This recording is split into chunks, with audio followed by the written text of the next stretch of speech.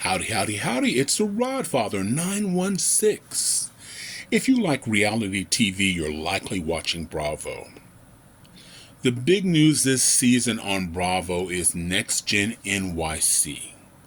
Over 5 million viewers watched the premiere episode, the highest ever for Bravo. And the show, with I think it was only 8 or 10 episodes, was the most watched show on Bravo. Next Gen, listen to me, Next Gen's rating was nearly 6 times larger than Real Housewives of Atlanta. 6. If you haven't seen it, the show follows a group of 20-somethings in New York City, and they're focused on their lives and careers in the city. A little over half of the cast members are children of the Real Housewives. Brooks Marks, his mom is Meredith on The Real Housewives of Salt Lake City. Adriana Bierman, Kim Zolciak's her mama from Atlanta.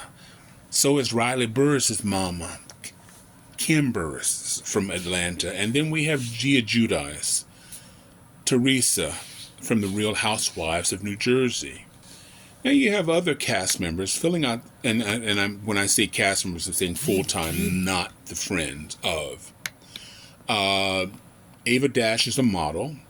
Amoria de Spain is a very successful beauty influencer in NYC. Charlie Zakkour is a crypto trader and private investor. And then we have Georgia, I never wash my hand, McCain's brand and event strategist. And, success of this show, it sounds as of this moment, it is said that Bravo is casting LA's Next Gen. Now, with the success of the show, the entire cast of the show is likely will return.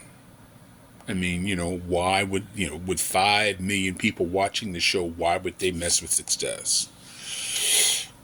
Or will they all return? According to Gia Giudice, Charlie Zakkour left the series group chat and unfriended everybody at the end of the season. If you're a primary member of a reality show, the first season, by far, is the most difficult. Because the image of who you think you are is often disappointing when you watch it back on TV. At 29, Charlie is the oldest cast member on this show. He has been at odds with nearly every cast member, and he's the center of the drama. He is by far the least popular, and those of you who watch the show probably tell him, we want him fired, we don't like him. But listen, he is the center of the drama. I mean, you don't turn on reality TV wanting people to, frolic through daffodils in slow motion. No, you tune it in for the drama so you can get mad at somebody and call your friend and, did you see that shit? That's why we watch reality TV. We get all caught up in it. Now, unfortunately, again, I said it's the first season. Unfortunately, all the cast members are likely reading the negative comments on social media. It's like, I thought I was a nice person.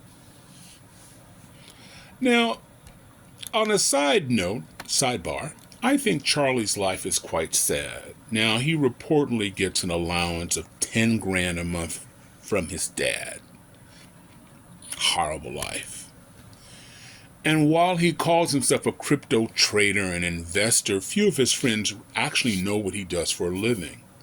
His last roommate said he didn't know what he never saw Charlie go out to go work.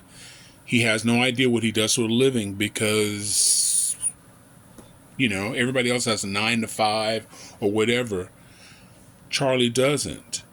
I mean, his life, while all his cast members are working or trying to figure out life and starting jobs and fashion jobs, Charlie's life seems to be filled with nothing days and partying nights.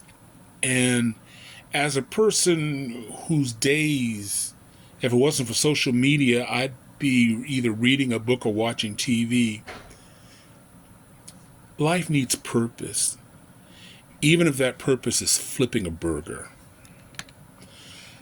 Now, the downside of being a popular show, the world is no longer yours. You can no longer have an expectation of privacy, and Charlie's world is unlike any of his castmates. Listen, 11 years ago, when he was around 18, 19, Charlie was arrested for alleged trespassing and drug possession in Miami Beach. Now,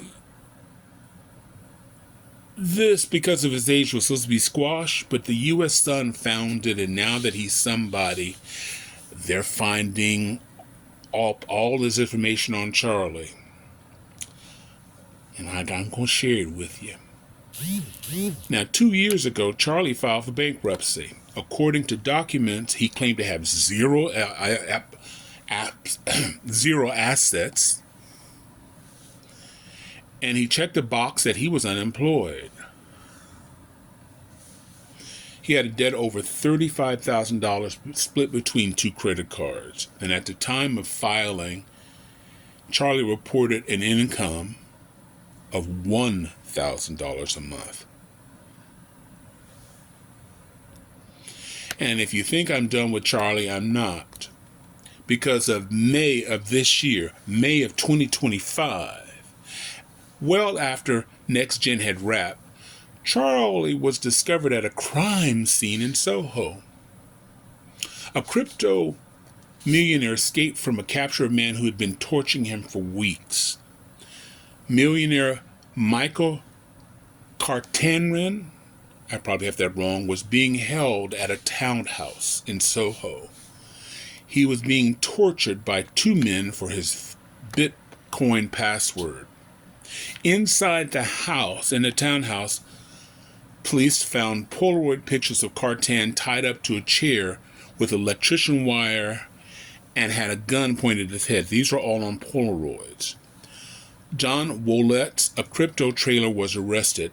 That happens to be his home. And another Swiss investor had planned, and I don't have that gentleman's name, had planned to surrender in a couple of days. Again, this is May of this year, just a few months ago.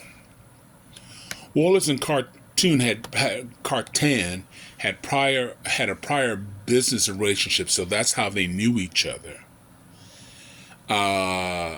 But he was beaten, he was bloody, the whole 9 yards. Cartan escaped in a robe, and several pictures were taken. In one of the pictures, there's a blonde guy on the sidewalk, according to page 6. That was old Charlie. Now, a source told PageGeek that Charlie would crash at Wallett's townhouse. It's known for crypto traders to get together, and they have things, and there are pictures of sex parties and the whole 9 yards. Now, Charlie was not accused of anything, but there he was. Before Next Gen, Charlie was just a regular, schmegular guy with rich parents. Invisible. But now he's on a hit show. Every trip, bam, is newsworthy. Too much to drink. Somebody at TMZ or Paycheck is going to get a picture of it.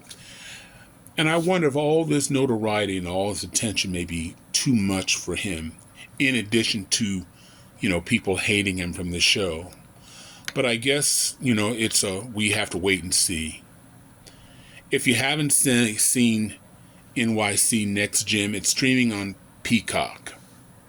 Meanwhile, this is the Rodfather 916. I really, really, really would appreciate if you would like, subscribe, follow. Like Stella, I'm trying to get my groove back. I was offline for many years, and if you're offline, you lose your followers, and I'm trying to get them back.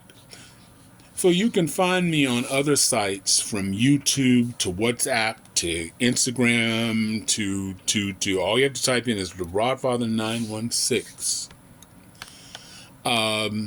Meanwhile, I really appreciate you watching this, and I wish everybody, for real, love, joy, peace, and happiness. Life is short. So I hope you find all of them, if you can, or just one today. Peace, happiness, love, or joy. Meanwhile, thank you a lot for watching. I really appreciate it. The show is interesting. Bye now.